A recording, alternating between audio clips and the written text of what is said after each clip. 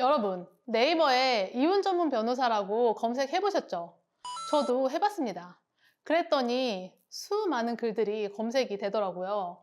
대략 뭐 이런 것들이 검색이 되는 것 같아요. 판사 출신 변호사가 있는 사무실. 의뢰인들이 판사 출신 하면 진짜 좋아하거든요.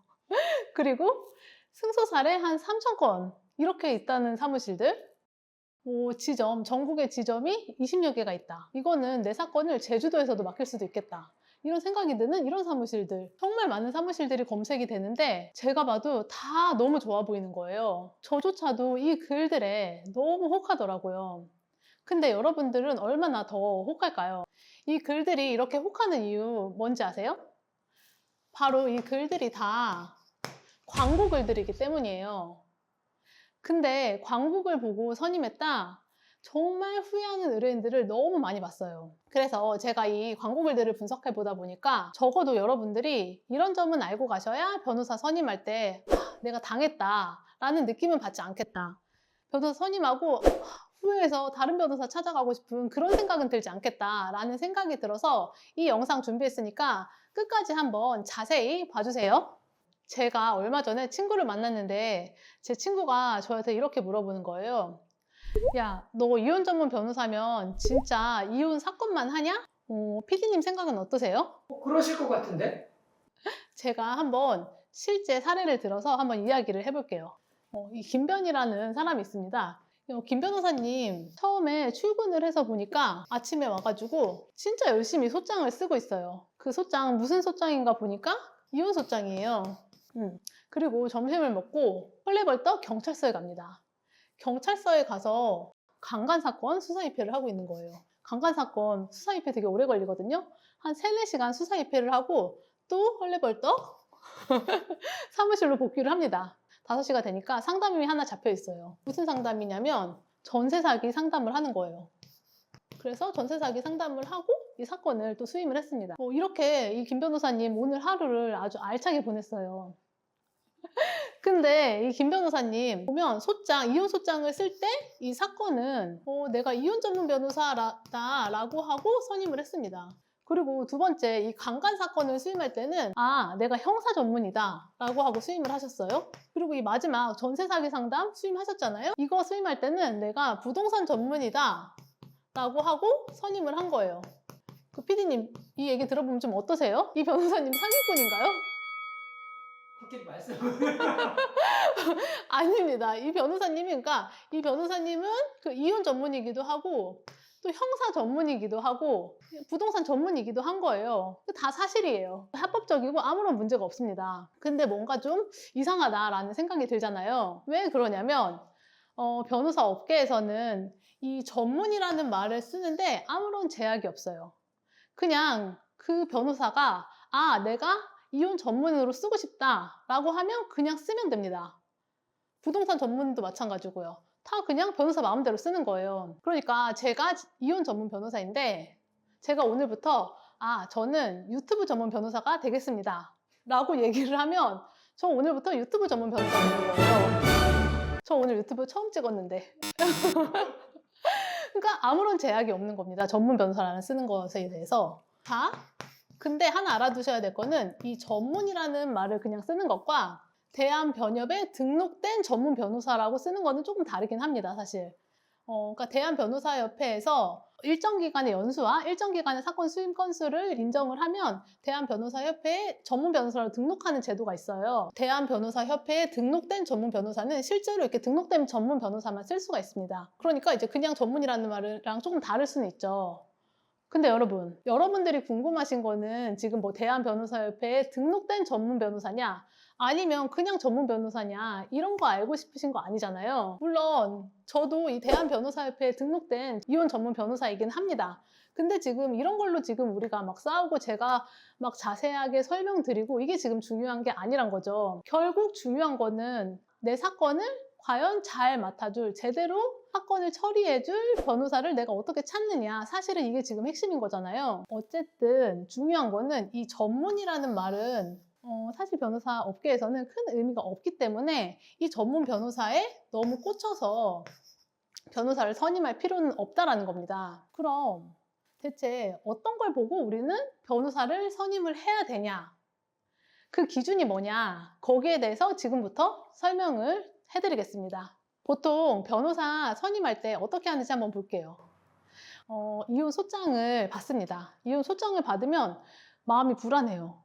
막 밤에 잠도 안 오죠. 그런 밤에 막 검색을 또 합니다. 그래서 이혼 전문 변호사 검색을 해서 그 광고에 나온 사무실 중 한 군데 그 다음날 방문을 합니다. 방문을 했더니 내가 생각한 대로 인테리어도 아주 잘 돼 있고 직원도 친절해요. 그리고 상담실에 갔더니 변호사가 상담을 해주는데 내 사건을 잘 해결해 줄 것처럼 또 이야기를 해요. 마음이 안도가 됩니다.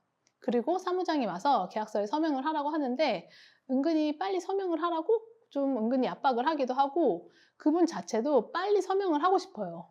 이 압박에서 벗어나고 싶으니까. 그래서 그분은 서명을 하고 착수금을 결제하고 나오죠.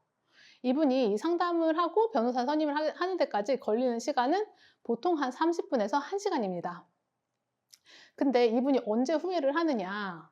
내가 생각한 대로 사건이 흘러가지 않는 거예요. 뭔가 잘못됐다는 생각이 들어요. 내가 선임한 변호사가 내가 생각하는 것처럼 열심히 일을 해주지 않는다는 생각이 들어요. 이분 이때 후회를 하기 시작합니다. 이분은 뭘 잘못했을까요? 이 사람에 대한 검증을 하지 않았습니다. 무슨 말이냐? 이분은 광고를 보고 그 사무실의 어떤 규모와 승소 사례 이런 것들을 보고 선임을 했는데 사실 중요한 거는 그게 아니라 내 사건을 맡아줄 그 변호사 자체를 검증을 해야 되는데 그걸 전혀 검증을 하지 않았다는 겁니다. 사무실의 승소 사례가 3,000건이면 뭐합니까? 그거를 내 사건 맡아줄 그 변호사가 다 했을까요? 정관 변호사가 있으면 뭐예요?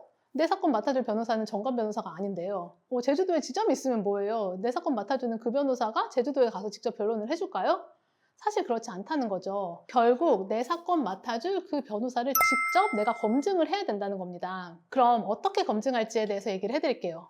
일단 당연히 그 변호사를 검증을 하기 위해서는 그 변호사를 직접 만나봐야 되겠죠? 이 네 가지는 꼭 질문을 한번 해보시기 바랍니다. 첫 번째, 변호사냐 사무장이냐? 사실 가끔 그 상담에 들어오는 사람이 사무장일 경우가 있어요. 사건을 맡아줄 그 변호사가 직접 상담을 하는 게 맞다고 봅니다. 그래서 이 부분은 한번 꼭 짚고 넘어가 보세요. 그리고 두 번째는 나랑 지금 상담을 하고 있는 이 변호사가 내 사건의 서면을 직접 써주는지 이 부분을 또 꼭 물어보세요.